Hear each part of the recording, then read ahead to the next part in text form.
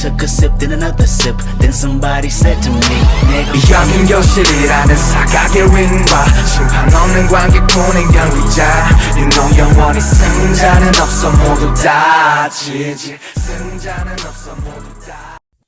In this timeline, Mia and sakuatsu know each other because they both play in the same team, which is the NSBY. They rarely interact after practice, since the only person who sakuatsu talks to is Mia Osamu. One day Samu decides to make them hang out with him and Suna. They slowly know each other but don't really interact with each other, since sakuatsu is his brother's best friend. Will they ever be more than that?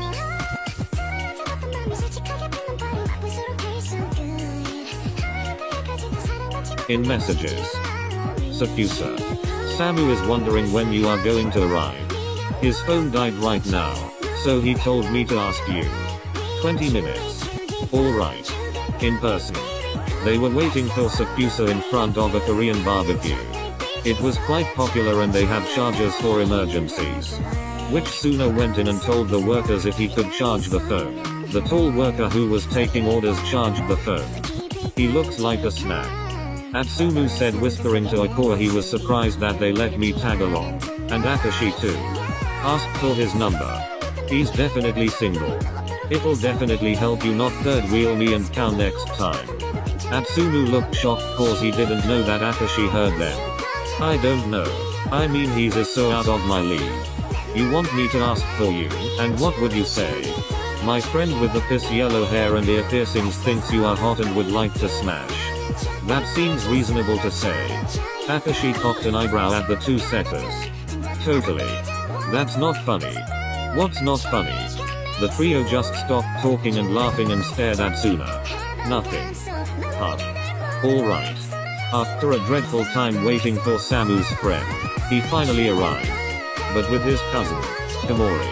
Achu is fond of Komori. They decided on getting 2 tables or share a big table. Majority choose a big table for 7 people. When they were waiting for a table, a guy accidentally bumped his shoulder. He was about to yell but found out it was the hot worker. WATCO. I'm sorry for being in your way. He turned to the taller man. He was even more handsome face to face. It's fine. We all make mistakes, right? The worker started to chuckle, which was smooth and low. He looked at the brown hazel eyes of the faux blonde. Atsumu felt a light pink show. He decided to cut the conversation short. I'm sorry for making that mistake and I'm not trying to keep you busy on your working hours. He went walking to the group which was now at the table and were staring at him all except sakuatsu and Samu. He sat next to Ikoa in front of Akashi. He felt his hands cover his face and puts his forehead on the table like a teen girl. So? I'm embarrassed. It wasn't that bad, right? L almost yelled at him. If it makes you feel better, he was totally into you. Stop trying to get my hopes up for no reason, you always have to. He said, lifting his head up and putting the weight of his head on Koa's shoulders. Kava patted his head and rubbing his back into slow and smooth invisible circles to help soothe the man. What you sulking for? Nothing. It is in fact something. Not really my place to say. MHM. But I think he does like you, Tsuru. He's right. The worker came up and asked what they were willing to order. They all ordered and then got some drinks. The waiter looked up and down at Atsumu and then he smiled, which made Atsumu feel warmth on his cheeks. They all looked at the man leaving and put their gaze on the faux blonde. What was that about? None of your business. But it is. I'm your twin. I know that. Then. Horizontal ellipsis. I'm gonna tell you later. You said that after you got a tattoo. Tattoo. You still haven't told him? I was planning on telling him. Must have slipped my mind. Where? Why? We all got matching tattoos so on the waist. Yeah, you wanna see? Yeah, I wanna see. Ikoa lifted up his shirt and it was on the lower part of his waist. It resembled 2 koi fish. It looks nice. Thanks. Sakuatsu finally spoke up and whispered to the guy in front of him, which was Osamu. Is he always this annoying and careless? Sadly, he's always been annoying. For you. But I guess I've always dealt with it, so of course I get worried. MMM. They got interrupted by the workers bringing out the meat and sides. The same worker came and started small talk with Atsumu again. Sakuatsu knew he had a girlfriend and didn't do anything about it since it wasn't his problem. "What's a cutie like you doing here?" "I'm hanging out with my friends." Atsumu knew he was cute but felt uncomfortable. Oikoa picked up on the signals and decided to do something about it. "Hun, you forgot about me. I'm also here, not just your friends." Oikoa put his hands around the blonde's waist and put his face on Atsumu's neck. "Oh, that's right. Sorry dear." "It's fine. Shouldn't you continue with your work?" "Ah, that's right." The worker walked away and left them alone. "Thanks Koa." "You're welcome babe. If your husband sees you like this he's going to get jealous." "I wish he was my husband but we are just friends." "Cut that crap, just confess." "Not now. Do it now."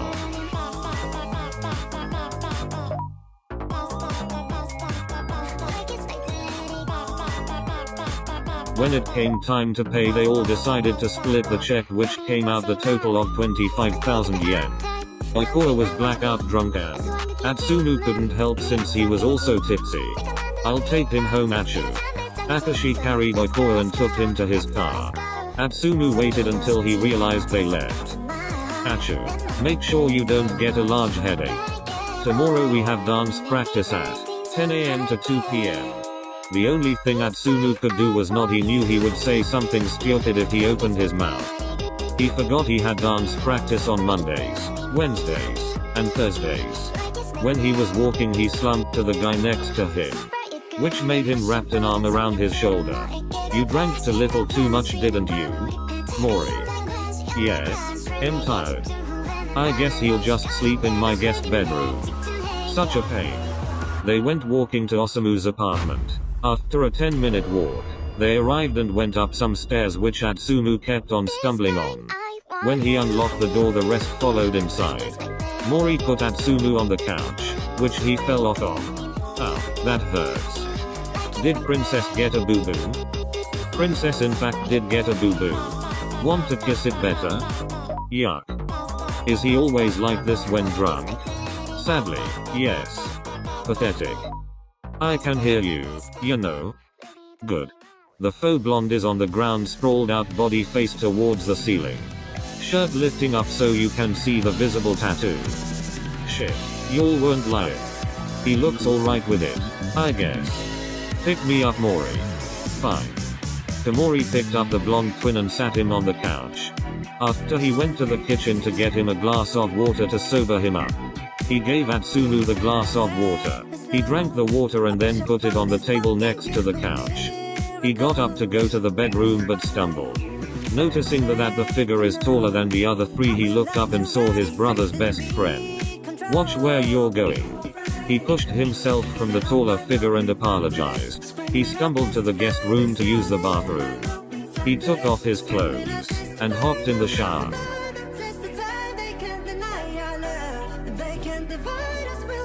Atsumu started whispering to himself, wondering what was going wrong in this day. He kept on embarrassing himself in front of people. "Can this day be over? I hope I never see that man's face ever again." He was attractive but felt a bit off. He got out and got checked the dresser for some spare clothes.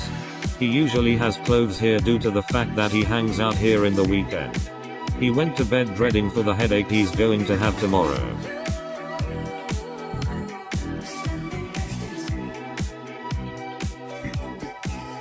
At 9 AM, Atsumu's alarm began ringing. He silenced it and started playing his playlist on his phone.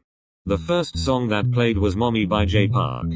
Despite the singer's controversial reputation, the song prompted Atsumu to sing and dance along. I've been a harder wait a minute girl 어디가 너무 쳐다봐서 미안해 근데 네가 너무 sexy as a nudity 수가 없어 보고 싶어 너의 몸매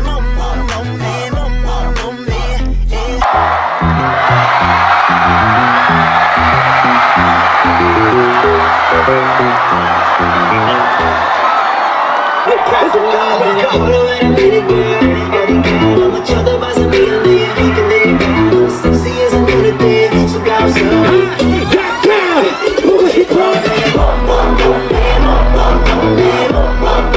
Atsumu continued dancing, getting into the groove, and even took off his shirt as he sang along. Suddenly, he heard a door open and caught sight of Komori entering. Startled, Atsumu let out a yelp and quickly covered his chest to hide the tattoo there. Komori stood there, clearly taken aback by the unexpected scene unfolding before him. Another tattoo? Not expected. What are you doing here? We stayed the night. Since it was late and the traffic as bad, do you have extra clothes? As Atsumu put on a tank top followed by a loose-fitting shirt, he handed Komori a pair of baggy jeans and a matching baggy shirt. Recognizing the song playing, Komori cocked an eyebrow at Atsumu, amused. He paused the music. He's a horrible person, but this song is ass-shaking. True. Now get out, I need to change my pants. Alright. He went to the restroom and diligently brushed his teeth, before meticulously following his skincare routine, step by step, styling his fluffy blonde hair, which now looked much healthier after years of neglect, and finally using toner. He couldn't shake off the pounding headache. Grabbing the Advil bottle from the bathroom drawer, he swallowed a pill without water, as he contemplated the day ahead filled with both dance and volleyball practice. He wondered how he would manage to get through it all. The blonde made his way to the kitchen, and found Sakusa and Komori seated at the island counter. Glancing towards the living room, he spotted Suna typing away on his computer. He then noticed his twin cooking eggs and rice on the side. He retrieved a cold water bottle from the fridge, and cleaned out his thermal water bottle from the cabinet. As he washed the water bottle and dried it, he noticed that Komori was staring at him. Huh? Nothing. What time is it? 9:27.